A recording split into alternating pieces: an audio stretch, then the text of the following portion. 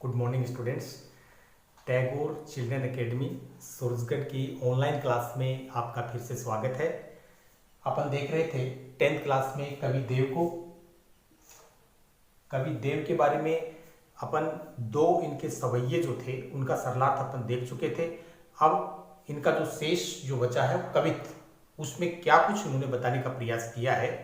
देखो, इनके जो सवैये थे उसमें कवि ने पहला जो सवैया था उसमें अपन ने देखा, उसमें भगवान श्री कृष्ण को एक दूल्हे के रूप में प्रस्तुत किया है।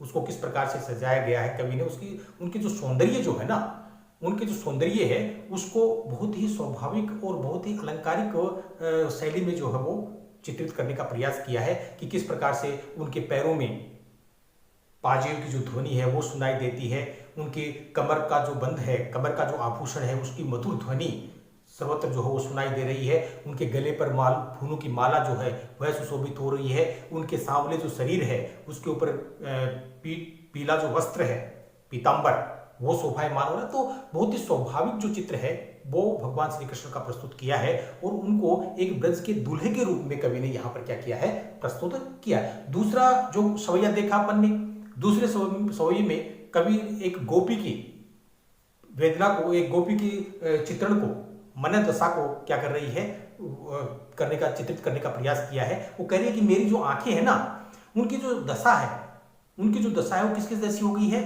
मधुमक्खी जैसी हो गई है। मधुमक्खी के जैसा हो गई है कि जैसे मधुमक्खी जो है वो शहद के नजदीक जाती है तो उसका जो लालच है, मधु का पान करने का जो उसका जो लालच है, वो अपने आप को क्या नहीं कर पाता, उसे रोक नहीं पाता। वो रोक नहीं पाता तो वो क्या करती है कि उस शहद में अपने आप को बंद कर लेती है। वो यदि चाहती है तो भी वहां से क्या नहीं कर पाती, निकल नहीं पाती। तो गोपी कहती है कि मेरी जो स्थिति है ना वो पूर्णतया उस मधुमक्खी के समान हो गई है। मेरी जो आंखें हैं, मेरी जो आंखों की जो स्थिति है वो उस मधुमक्खी के समान हो गई है कि मेरी आंखें जो है वो एक बार श्री कृष्ण को देखा, एक बार भगवान श्री कृष्ण को क्या किया, देखा, और उनके प्रेम रस में, उनके रूप सौंदर्य के रस में इतनी निमग्न हो गई, इतनी तल्लीन हो गई, उसमें इतनी डूब गई कि अब वहां से मैं चाह करके भी उन्हें क्या नहीं कर पा रही हूं, बाहर निकाल नहीं पा रही हूं। तो एक गोपी कह रही कि मेरी जो आंखों की जो दशा है वो एक मधुमक्खी के समान हो गई है कि जिस प्रकार मधुमक्खी शहद से बाहर नहीं निकल पाती, उसके रस का पान करने की लालच में अपने आप को वहीं बंद रखती है, वैसे ही मेरी आंखें जो है ना वो प्रभु श्री कृष्ण के रूप रस के लालच में इतनी डूब गई है कि अब मैं चाह करके भी उन्हें वापस नहीं ला सकती। अब मेरी आंखें जो हो मेरे बस में नहीं रही है। तो इस प्रकार से दूसरे सवैये में कवि ने चित्रित किया था। अब अगला जो इनका कवित्व है, इसमें कवि क्या कहना चाहते हैं, एक गोपी कह रही है, गोपी कहती है, क्या कहती है कि मैंने रात को एक स्वप्न देखा, मैंने रात को एक क्या देखा, स्वप्न देखा कि मेरे स्वप्न में श्री कृष्ण आते हैं, और श्री कृष्ण आते हैं और वो वर्षा हो रही है, उमड़ घुमड़ करके बादल जो है वो गर्जना कर रहे हैं, और ऐसे मौसम में श्री कृष्ण मेरे स्वप्न में आते हैं, मेरे जीवन में आते हैं, और वो कहते हैं कि मुझे बाहर घूमने के लिए, ले चलने के लिए, विहार करने के लिए, ले चलने के लिए मुझे आमंत्रित करते हैं। और जैसे ही मैं उनके साथ जाने को लिए उद्यत होती हूँ, तैयार होती हूँ, तो वैसे ही मेरी आंखें जो हो क्या हो जाती हैं, खुल जाती हैं, और मेरा जो रात का जो स्वप्न था वो पूरी तरह से पूर्णतः क्या हो जाता है, भंग हो जाता है। और जो झिमझिम जो बरसात हो रही थी, मंद मंद जो वर्षा की बूंदें गिर रही थी ना, वैसे अब मेरी आंखों से मंद मंद अश्रुधारा जो हो क्या हो रही है, प्रवाहित हो रही है। तो दूसरा जो सवैया था उसमें संयोग श्रृंगार का चित्रण किया गया है। नायिका कहती है, गोपी कहती है कि मेरी आंखें जो है ना प्रभु श्री कृष्ण के प्रेम रस में पूरी तरह से क्या हो गई हैं, डूब गई हैं। और अंतिम जो कविता है उसमें कवि ने वियोग श्रृंगार का बहुत ही सुंदर जो चित्र प्रस्तुत किया है। तो क्या कुछ कह रही हैं उसमें, उसको देखें अपन। उससे पहले आज का जो अपन कवित्व, उसका जो सरलार्थ देखें, उससे पहले आज जो कठिन शब्द आ रहे हैं उसका एक बार सरलार्थ जो है वो आप एक बार नोट कर लीजिए। जैसे जहरी जहरी झकोरों के साथ, जहरी जहरी झकोरों के साथ, झीनी नन्ही पारदर्शी, गहरी गहरी गहरा गहरा कर, घुमड़ घुमड़ कर, घेरी है घिरी हुई है, आनी आकर, फूली ना समानी अत्यंत प्रसन्न हुई, अत्यंत प्रसन्न हुई, फूला फूला न समाना, मुहावरे का प्रयोग हुआ है। हूं मैं मगन, भाव विभोर, आनंदमय, आनंद मग्न, उठियोई, उठना, उड़ी गई, खुल गई, निगोड़ी, गोड़ अंग रहित एक गाली है, ब्रज प्रदेश की एक गाली है निगोड़ी, सोए गए भाग, अभागी होना, जगन जागना, जागरण, घन बादल, वे ही, द्रगन में, आंखों में। तो इस प्रकार से अपन आज का जो कवित्व है उसमें कवि देव जो है वो क्या कुछ कहने जा रहे हैं, किस प्रकार एक गोपी की मनोदशा को कवि ने चित्रित करने का प्रयास किया है, उसकी विरह वेदना का बहुत ही मार्मिक जो चित्र वो प्रस्तुत किया है कि किस प्रकार भगवान श्री कृष्ण उसकी स्वप्न में आते हैं और उसे बाहर विचरण करने के लिए, विहार करने के लिए उसे आमंत्रित करते हैं, और जैसे ही वो उद्धत होती है, तैयार होती है ना, तो वैसे ही उसकी जो आंखें हैं, उसका जो स्वप्न है वो भंग हो जाता है और वो क्या कहती है, देखो। तो जहरी जहरी झीनी बूंद है परति मानो, गहरी गहरी घटा घेरी है गगन में, आनी कहो श्याम मोसो, आनी कहो श्याम मोसो, चलो झूलिबे को आजू, फूली ना समानी भई ऐसी है मगन में, चाहती उठियोई, उड़ी गई सो निगोड़ी नींद, सोए गए भाग मेरे जागिया जगन में, आंखें खोली देखो तो घन है न घन श्याम, वही छाई बूंदे मेरे आंसू हुए द्रगन में। तो किस प्रकार एक गोपी जो है वो अपनी विरह व्यथा का मार्मिक क्या कर रही है, चित्रण कर रही है कि देखो मेरी क्या दशा हो गई है, क्या स्थिति हो गई है मेरे जीवन की, क्या कुछ वो बयां करती है, उसके बारे में देखें। विशेष मैंने इसमें पहले आपको नोट करवाई दिए थे, बाकी जो अलग से जो विशेष आ रहे हैं मैं साथ साथ आपको उसमें नोट करवाता जा रहा हूं। देखो, जहरी जहरी झीनी बूंद है परति मानो, मानो उत्प्रेक्षा अलंकार, कौन सा अलंकार, मानो मनो मनहु, जानो जनु जनहु, जहां संयोजक शब्द आते हैं, कौन सा, उत्प्रेक्षा अलंकार। मानो ऐसा लग रहा था मुझे स्वप्न में कि जैसे जहरी जहरी झीनी बूंद है परति मानो, मानो छोटी छोटी क्या हो रही हैं, झीनी झीनी बूंदे जो है ना, छोटी छोटी झीनी झीनी नन्ही पारदर्शी झकोरों के साथ, पारदर्शी जो बूंदे हैं, नन्ही छोटी छोटी बूंदे हैं, वो झकोरों के साथ जो हो क्या कर रही है, गिर रही है, वर्षा हो रही है, मंद मंद वर्षा हो रही है, झकोरे चल रहे हैं। गहरी गहरी घटा घेरी है गगन में, और आकाश में क्या हो रही है, घनघोर घटाएं क्या हो उमड़ घुमड़ करके आ रही है, गहरी गहरी, गहरा गहरा करके, घुमड़ घुमड़ कर, गहरी गहरी जो घटाएं हैं वो उमड़ घुमड़ करके आ रही है आकाश में। इस प्रकार का दृश्य जो है वो प्रस्तुत हो रहा है। आनी कहो शाम मोसो, चलो चलो झूलिबे को आज। और इस ऐसे वातावरण में इस प्रकार के सुनहरे जो वातावरण बना हुआ है, कैसा सुनहरा कि झकोरों के साथ मंद मंद छोटी छोटी जो है बूंदे क्या हो रही हैं, नन्ही नन्ही बूंदे गिर रही हैं, और उमड़ घुमड़ करके बादल जो हो गर्जना करते हुए आ रहे हैं। इस प्रकार का दृश्य है मेरे स्वप्न में, और मुझे लगा क्या लगा कि मुझे कह रहे हैं कि आनी कहो शाम मोसो, चलो झूलिबे को आजू, कि चलो आज अपन क्या करते हैं, इस ऐसे सुनहरे वातावरण में अपन क्या करते हैं, मनमोहक वातावरण में झूलने के लिए चलते हैं, विहार करने के लिए चलते हैं, झूलने के लिए चलते हैं। तो श्री कृष्ण ने मुझे क्या किया, बुलाया, आमंत्रित किया, मुझे बुलाया कि चलो आज अपन इस प्रकार का जो सुनहरा सुहाना जो वातावरण बना हुआ है उसमें अपन झूलने के लिए चलते हैं। और जैसे ही श्री कृष्ण ने मुझे इस बात के लिए क्या किया, आमंत्रित किया, मुझे कहा कि चलो अपन झूलने के लिए चलते हैं, तो फूली न समानी, मेरी खुशी का कोई अंत नहीं था। फूला न समाना मुहावरे का प्रयोग हुआ कि मेरी खुशी का कहीं कोई क्या नहीं था, अंत नहीं था। इतनी अधिक प्रसन्न थी कि भगवान श्री कृष्ण ने मुझे चलने के लिए क्या किया है, आमंत्रित किया है। तो फूली न समानी भाई ऐसी हो मगन में, मैं खुशी में इतनी मगन हो गई, इतनी खुशी में मैं क्या हो गई, मगन हो गई, मगन भाव विभोर हो गई, आनंदमग्न हो गई कि मेरी खुशी का कहीं कोई क्या नहीं था, अंत ही नहीं था। फूली ने समाई, खुशी में फूली नहीं समा रही थी भाई, ऐसी है मगन में, और अत्यधिक मैं प्रसन्न हो गई थी, फूली नहीं समा रही थी। चाहती उठियोई, और जैसे ही मैंने उठना चाहा, जैसे ही मैंने क्या किया, उठना चाहा, उठने लगी, तो उड़ी गई सो निगोड़ी नींद। तो मेरी जो ये निगोड़ी नींद है ना, ये क्या हो गई, उड़ गई। और मेरा जो स्वप्न था, वो स्वप्न जो था मेरा क्या हो गया, भंग हो गया। मेरा जो स्वप्न चल रहा था वो स्वप्न मेरा क्या हो गया, भंग हो गया। और सोए गए भाग मेरे जागी या जगने में, और मेरे जागने में, मेरे क्या करने में, जागने में ऐसा लगा मुझे कि जैसे मेरे भाग ही क्या हो गए हैं, सो गए हैं। मैं भाग्य रहित हो गई हूं, मेरे भाग ही क्या हो गए हैं, सो गए हैं। ऐसा मुझे क्या हुआ, प्रतीत हुआ। क्यों? क्योंकि एक तो स्वप्न में मुझे श्री कृष्ण दिखाई दे रहे थे, और वो मुझे दिखाई नहीं दे रहे थे, बल्कि मुझे विहार करने के लिए, मुझे झूलने के लिए क्या कर रहे थे, बुला रहे थे। तो एक तो ये वो दृश्य था मेरी आंखों के सामने, और जैसे ही मेरी आंखें खुली ना, तो सारा का सारा दृश्य, वो मन भावन जो दृश्य था, वो सारा का सारा दृश्य जो था, संपूर्ण दृश्य मेरी आंखों से क्या हो गया था, ओझल हो गया। तो मुझे तो ऐसा प्रतीत हो रहा था कि जैसे मेरे भाग ही क्या हो गए हैं, सो गए हैं। ठीक है ना?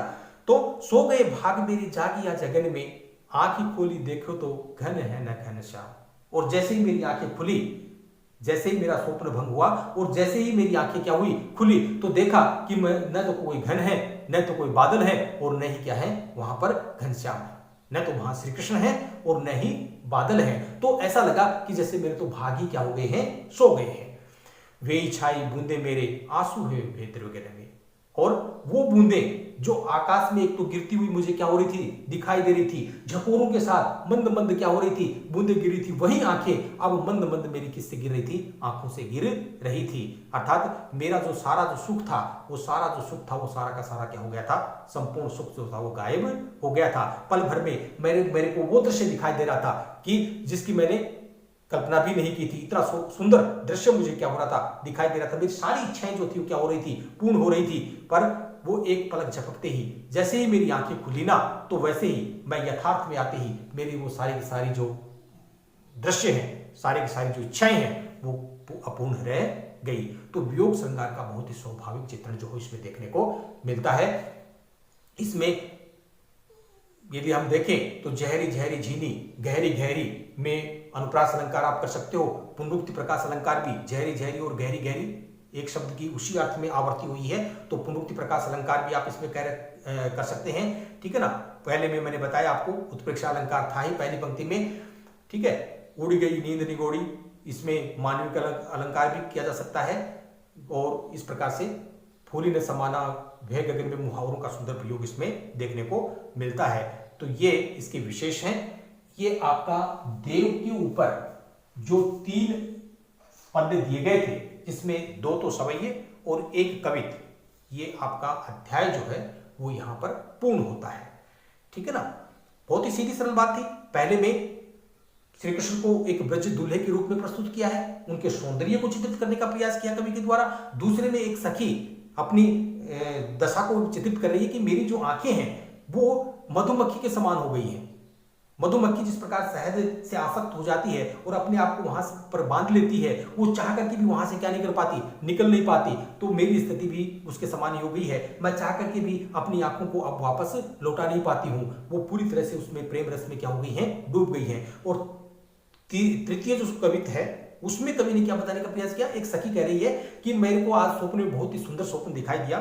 मैंने रात्रि में सोते हुए बहुत ही सुंदर स्वप्न देखा कि देख रही हूं, मैं क्या देख रही हूं कि झीनी झीनी झकोरों के साथ क्या हो रही है, नन्ही नन्ही बूंदे गिर रही हैं, सुंदर दृश्य है।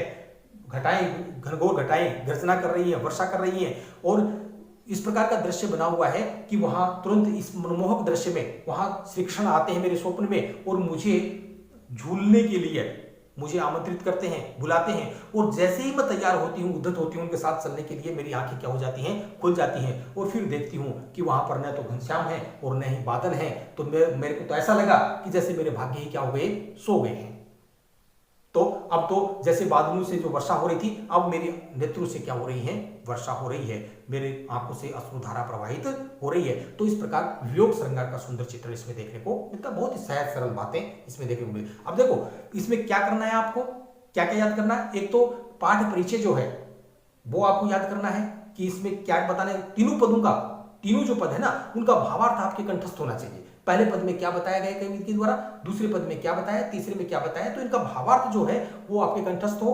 तो फिर कहीं से कोई भी प्रश्न पूछा जाए आप आसानी से उसका आंसर दे सकते हैं। एक कवि का जो परिचय है वो आप याद करेंगे, पाठ परिचय वो याद करेंगे, इनका भावार्थ है वो आपके अच्छे तरीके से याद होना चाहिए, ठीक है ना। इस प्रकार से उनके विशेष वगैरह मैंने आपको नोट करवाई दिए थे। तो कहीं से फिर कोई भी प्रश्न आपके देव के ऊपर पूछा जाता है तो उसका आप आंसर दे सकते हो। देखो अब जैसे पाठ्य पुस्तक में है, आप सहजता से उनके आंसर दोगे, यदि आपके उनका भावार्थ यदि याद है अच्छे तरीके से तो आंसर दोगे आप। देखो कवि देव का जन्म स्थान जैसे मैंने बताया था आपको परिचय में, इटावा है जन्म स्थान। गहरी घटा में कौन सा अलंकार, अभी अभी मैंने बताया था गहरी घटा में अनुप्रास अलंकार है। तो आप यदि अच्छे तरीके से इनको सुनने का प्रयास करेंगे ना तो कहीं कोई भी आंसर देने के लिए कहीं किसी प्रकार की कोई दिक्कत परेशानी नहीं आएगी। देखो श्री ब्रज दुल्हे की संज्ञा किसे प्रदान की गई है, पहले पद में आया है ब्रज दुल्हा। ब्रज का दुल्हा किसे बताया है, भगवान श्री कृष्ण को, और दूल्हे के रूप में उन्हें क्या किया है, चित्रित किया है, उसे सजाया गया है उन्हें। उनकी जो सजावट है कि किस प्रकार से कैसा उनका वेश है, किस प्रकार से वो फूलों की माला और पीतांबर उन्होंने धारण कर रखा है, पैरों में पाजेब है, कमर में कमरबंद है। तो इस प्रकार से उनका संपूर्ण जो सौंदर्य है उसका चित्रण इसमें देखने को मिलता है। रस की लालची और दासी कौन हो गई है, नायिका की आंखें हो गई हैं, और वो बता रही है कि मेरी जो आंखें हैं ना वो किसके समान हो गई हैं, एक मधुमक्खी के समान हो गई हैं। मैं कह रहा हूं कहीं भी कोई भी आंसर देने में कहीं किसी प्रकार की आपको दिक्कत नहीं आएगी यदि तीनों पदों का आपको अच्छी तरीके से भावार्थ जो है वो याद है। तो अपनी आंखें जो है ना उनको रस की लालची और दासी बताया गया है इसमें। श्याम ने किसे झूला झूलने के लिए आमंत्रित किया, एक गोपी को। तृतीय जो पद अपन ने देखा ना कि एक गोपी को झूला झूलने के लिए वो क्या करते हैं, आमंत्रित करते हैं, और वो गोपी कहती है कि जैसे ही झूला झूलने के लिए वो मेरे को क्या करते हैं, आमंत्रित करते हैं, तो वैसे ही मेरी आंखें जो क्या हो जाती हैं, मेरी नींद जो वो उड़ जाती है, और फिर मैं देखती हूं कि न तो वहां कोई घनश्याम है और न ही बादल है। तो इस प्रकार से नेत्रों को मधुमक्खी के समान क्यों बताया गया है, द्वितीय जो पद है उसमें बताया है कि वो कहती है कि मेरी जो आंखें हैं, गोपी कहती है कि मेरी जो आंखें हैं ना वो किसके समान हो गई हैं, मधुमक्खी के समान हो गई हैं। मधुमक्खी के समान कैसे बताया कि जिस प्रकार मधुमक्खी जो है वो रस के लालच में शहद में अपने आप को बंद कर लेती है, डूब जाती है, उसकी पंखुड़ियां जो है ना, पंख जो है, पंखुड़ियां जो है उसके ऊपर क्या लग जाता है, शहद लग जाता है, और वो फिर वहां से चाह करके भी क्या नहीं हो पाती, निकल नहीं पाती।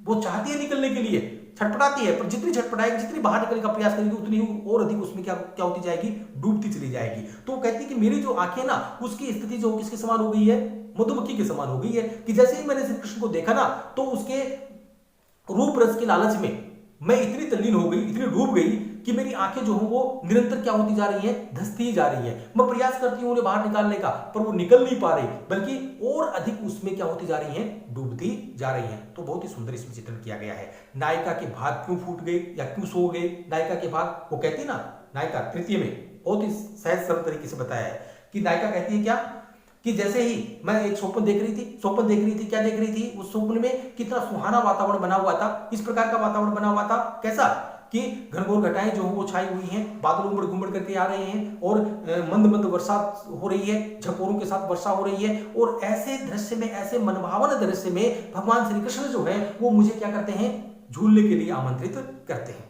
और जैसे ही मैं चलने के लिए क्या होती हूँ, तैयार होती हूँ ना, तो मेरी आंखें जो क्या हो जाती हैं, खुल जाती हैं, नींद मेरी उड़ जाती है, और मैं देखती हूँ कि ऐसा होता है, ऐसा लगता है मुझे कि जैसे मेरे तो भाग ही क्या हो गए, फूट गए, मेरे तो भाग ही सो गए। क्यों? क्योंकि एक तो वो दृश्य इतना मनभावन, मेरे जीवन की संपूर्ण इच्छाएं क्या होने वाली थी, पूर्ण होने वाली थी, और वो अब मैं देखती हूँ कि न तो वहां घन था, न तो वहां बादल थे, न तो वहां इस प्रकार का मनोहारी दृश्य था, और न ही वहां श्री कृष्ण थे। तो जैसे मेरे भाग ही क्या हो गए, फूट गए। तो इस प्रकार से इसमें चित्रित करने का प्रयास कवि के द्वारा किया गया है। ठीक है ना। आगे देखो इसमें क्या बता रहा है कवि, मैं जग मंदिर दीपक सुंदर से कवि का क्या तात्पर्य है। देखो, मैं जग मंदिर दीपक सुंदर, कवि के द्वारा कवि क्या बताना चाहता है कि यदि इस संसार को यदि एक बड़ा भवन माना जाए, इस संसार को यदि बहुत बड़ा क्या माना जाए, भवन माना जाए, तो भगवान श्री कृष्ण उसमें प्रज्वलित होने वाले, जगमगाने वाले क्या है, दीपक है। कि जिस प्रकार एक बहुत बड़े भवन में दीपक प्रज्वलित कर दिया जाए तो उसका सारा जो अंधकार है, संपूर्ण जो अंधकार है वो क्या हो जाएगा, लुप्त हो जाएगा और वो दीदीप्यमान हो जाएगा, प्रकाशमान हो जाएगा वो भवन, तो वैसे ही इस संपूर्ण संसार में भगवान श्री कृष्ण जो है वो दीपक के समान क्या हो रहे हैं, दीदीप्यमान हो रहे हैं। तो उनके जो सौंदर्य है, उनका जो सौंदर्य है, उनका जो रूप है, उसका इस पद में क्या किया गया है, चित्रण किया गया है। उसका भावार्थ जो है वो आपको इसमें लिखना है। काव्यांश के आधार पर कृष्ण के सौंदर्य का वर्णन कीजिए। प्रथम जो पद है ना, उसमें उसका भावार्थ आपको लिखना है, उसका सरलार्थ इसमें लिखना है आपको कि किस प्रकार से उनके सौंदर्य को कवि देव ने चित्रित करने का प्रयास किया है, कि कैसे उनके पैरों में पाजेब की ध्वनि वो सुनाई दे रही है, कमरबंद जो है वो कमर में बंधा हुआ है, गले में फूलों की माला जो है धारण कर रखी है, पीतांबर पीला वस्त्र सांवले शरीर पर बहुत ही शोभायमान हो रहा है। तो क्या कुछ दृश्य है वहां का, एक दूल्हे के रूप में कवि ने उसमें चित्रित किया है, प्रस्तुत किया है। तो उसका सरलार्थ जो है वो इसमें आपको लिखना है। पठितांश के आधार पर देव की काव्यगत विशेषताओं पर प्रकाश डालिए। देखो, देव की काव्यगत विशेषताएं मैंने उसमें आपको नोट भी करवाया था प्रारंभ में, जब उसका परिचय जो था ना, क्या क्या कुछ उसमें देखने को मिलता है।